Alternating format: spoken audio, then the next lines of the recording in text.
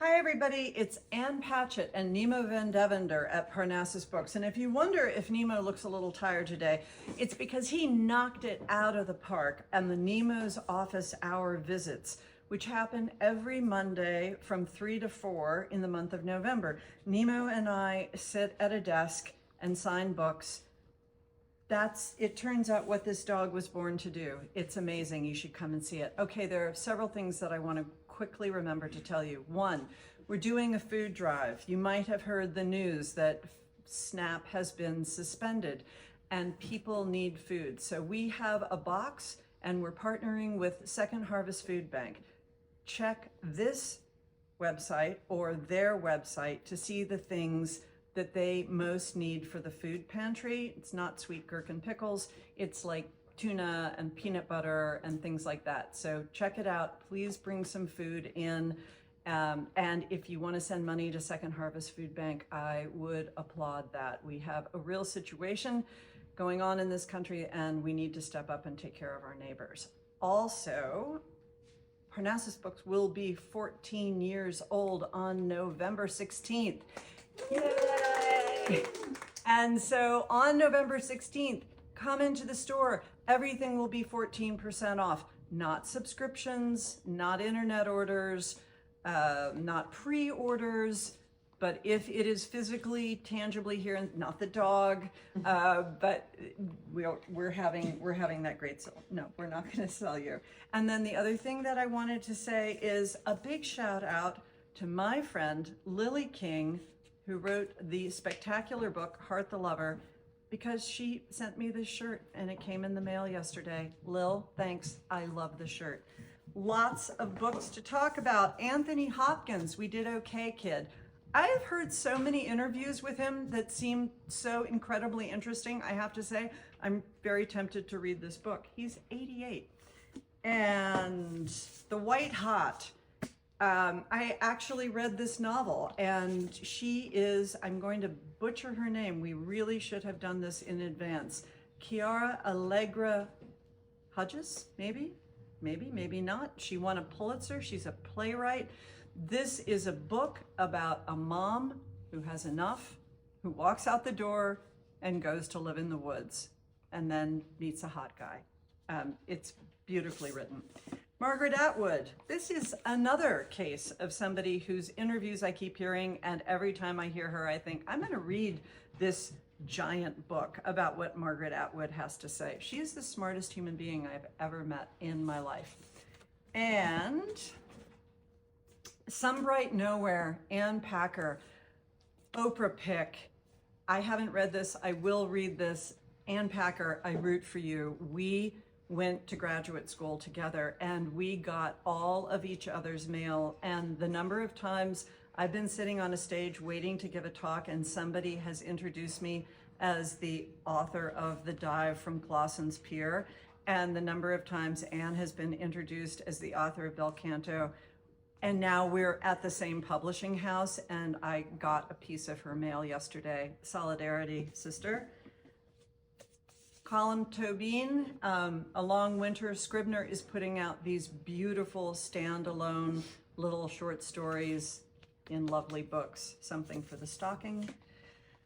And Ken Burns, The American Revolution, An Intimate History. That kind of, I don't know about being intimate with the American Revolution, but this is a big, bright, beautiful book for any history lover in your family. And last but not least, Hell's Kitchen, Alicia Keys' Broadway play, Behind the Dream. And this is just one of those books that shows you lots of pictures from a Broadway play. And now Kat is coming in because you know what season it is? It's cookbook season. It's the season where we bring Kat back in. I'm just gonna... Hello. And we have two giant stacks of books because that's what time of year it is.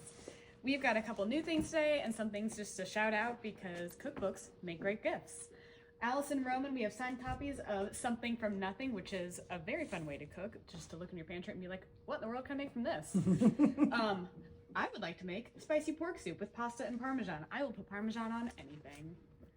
Turtle Island by Sean Sherman. This is food as history and food as culture. It is broken down by regions of indigenous peoples. It is fascinating. He has ways to adapt certain ingredients that might be harder to find for the modern kitchen. But turkey and mushroom stew with sassafras, fun word to say, and pine broth looks amazing. And Milk Street, big one, the definitive guide to the new home cooking with every single recipe from the TV show for the Milk Street lover in your life. And if you just want some delicious looking dessert, chocolat, Parisian desserts and other delights. Alexandra Carpenzano, she wrote Gâteau, which was so huge years ago. It is a fantastic cookbook with beautiful illustrations that I am not flipping to right now.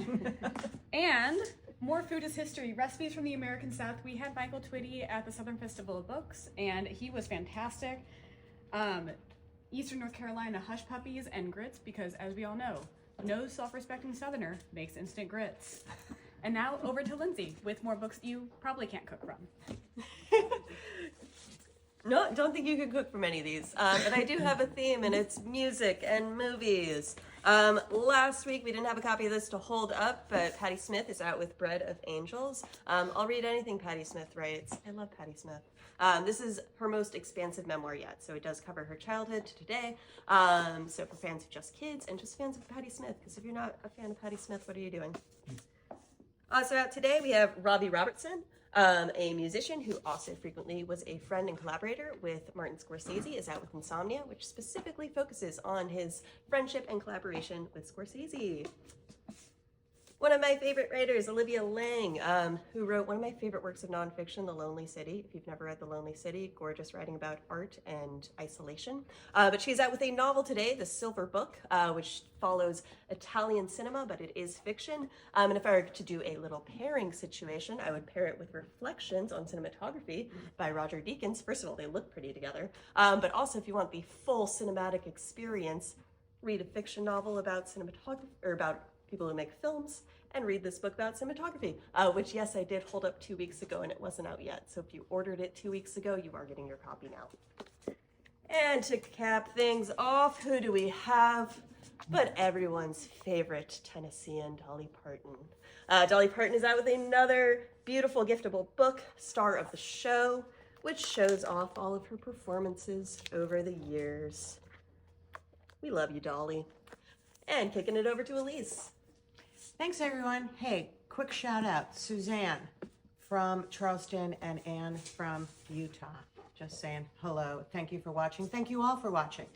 Last night, we had such a fabulous event with Kate Baer. She was in conversation with the terrific Mary Laura Philpott. We loved them both. We have signed copies of How About Now, which is another beautiful collection of poetry by Kate Baer. And then today, get ready, because we've got a Dog Man party, 4 o'clock, from 4 to 5. So we have shop dogs, but not Dog Man. We have prize drawings, but not Dave Pilkey. It is going to be a big old party, 4 to 5. I'll see you there. And then on Thursday, we have Erica Ivy Rogers. She's in conversation with Kristen O'Donnell Tubb, and this is Lord of Blade and Bone. And this is the second installment of the Walking Hearts duology, and it was inspired, it's a young adult fantasy inspired by the Three Musketeers with a big old dose of dark magic, which is great.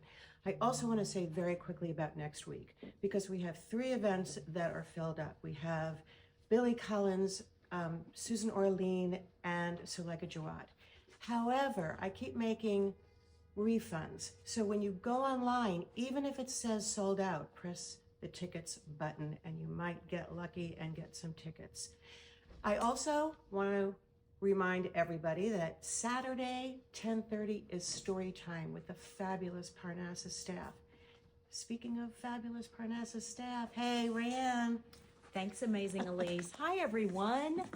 Some new friends are back today. I love Greg Pizzoli's Earl and Worm chapter book series. They're unlikely friends, but they love each other, and it's snowy. Are they going to spend Earl's birthday together? Snow Problem and other stories out today. In picture books, a quick trip to the grocery store. Words and Pictures by Sam Wiedelick. This little girl goes with her mom to the grocery store to get a few bananas. when mom's not paying attention, she grabs a cart and just goes all over the store. It is such a fun book. The Night of the Hedgehog by Tanya Rosie, illustrated by Chuck Gronick. This is about a little girl and her dad who wake up very early in the morning to go outside and see the hedgehogs in their backyard and watch them go along the hedgehog highway that they've created for them. The delightful, the dangerous alphabet book by D.K. Ryland. This is adorable avocado and angry alligator are trying to decide which words should be used for each letter of the alphabet in this fun read aloud. Keeper of the Lost Cities fans, the latest book is now out in paperback, unraveled with some bonus content and amazing edges. Dogman, Dogman, Dogman. We can't say it too many times. Big Jim Believes is out today. We've got so many books. Can't wait to see you today when you come by. So, Lady of Steel and Straw was a Parnassus Next pick last year. This is the final book in the duology, Lord of Blade and Bone. Congratulations to my dear friend Erica Ivy Rogers on the release of the book today. Come out on Thursday, like Elise said. Hear her talking to Kristen, because guess what? This is such a cool book. And, I'm not doing a good job. But, hey, there you go. Take a look. Come by. Thanks for listening, and thanks for shopping at Parnassus.